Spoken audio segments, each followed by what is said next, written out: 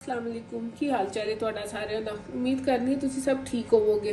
ਬਸ ਅੱਜ ਮੈਂ ਨਾ ਚਿਕਨ ਕਬਾਬ ਬਣਾ ਲਈ ਸਾਂ, ਚਿਕਨ ਚੀਜ਼ ਫਿੰਗਰ ਕਬਾਬ, ਤੇ ਮੈਂ ਕਿਹਾ ਚਲੋ ਤੁਹਾਡੇ ਨਾਲ ਵੀ ਸ਼ੇਅਰ ਕਰਨੀ ਆ।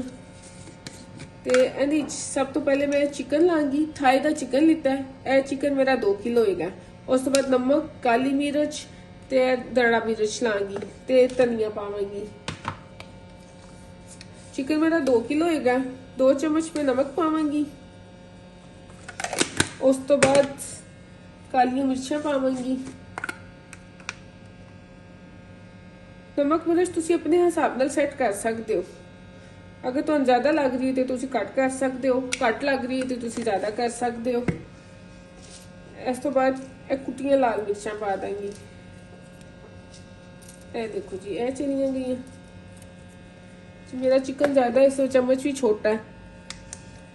इस तो बाद धनिया मैं बना के तैयार करके रखा है।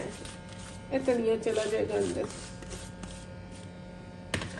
उन्होंने करांगी अच्छी तरह मिक्स। मैं मोज़रेला चीज़ विच पावांगी। मोज़रेला चीज़ का जो बड़ा पैकेट आता है ना 400 ग्राम का, मैं वो लिता ते मैं कद्दूकश कर लिता।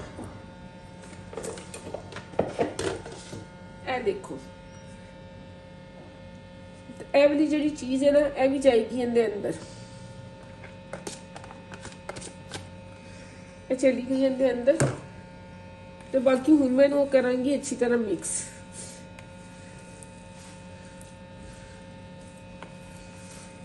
बच्चों वास्ते भी बहुत अच्छा है। लंच वास्ते समझ नहीं आती बच्चों को की बना के दवो। ए तुसी बना के बच्चों को लंच विच भी दे सकते हो। ਇਹਨੂੰ अच्छी तरह कर लेंगी मैं मिक्स। लो जी, साडा कीमा हो गया जे तैयार। ਇਹਦੇ ਵਿੱਚ मैं सारा कुछ पा दिता। ਇੱਥੇ मैं अंडा लिता ਤੇ ਇੱਥੇ ब्रेड क्रम्स लावांगी। ਤੇ ਪਹਿਲੇ अंडे ਦੇ ਵਿੱਚ डीप करके, ਤੁਹਾਡੀ ਮਰਜ਼ੀ ਹੈ, ਤੁਸੀਂ ਵੱਡਾ ਕਬਾਬ ਰੱਖਣਾ ਚਾਹੁੰਦੇ ਹੋ ਵੱਡਾ ਰੱਖ ਲਓ। ਮੈਂ ਇਹ ਵਾਲਾ ਸਾਈਜ਼ ਰੱਖਿਆ।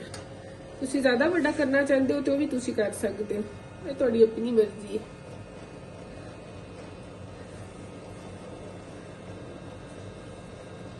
लो जी, यह मेरा हो गया जी चिकन चीज कबाब तैयार।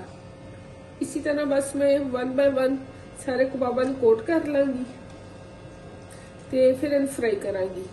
ते फिर इनकी जी फाइनल लुक है वो भी मैं तुहानू दिखानी है। यह देखो, मैं फ्राई होने वास्ते रख दिते ने। बस फ्राई हो गए ने, साइड तो पकते हैं तो फिर तुसीं इहनूं दूसरी पलट देना। तुसीं इहनूं डीप फ्राई भी कर सकते हो, शैलो फ्राई भी कर सकते हो, तुहाडी अपनी मर्जी है। देखो जी, साडे हो चुके जी कबाब तैयार। एक मैं तुहानू कट के दिखानी है विच चीज का, तुसीं देखोगे। ये देखो जी, वाओ, मजे मजे नाल बनाओ ते खाओ। बस अपनी दुआवां याद रखो। फिर मिलांगे इंशाअल्लाह ताला। रब राखा।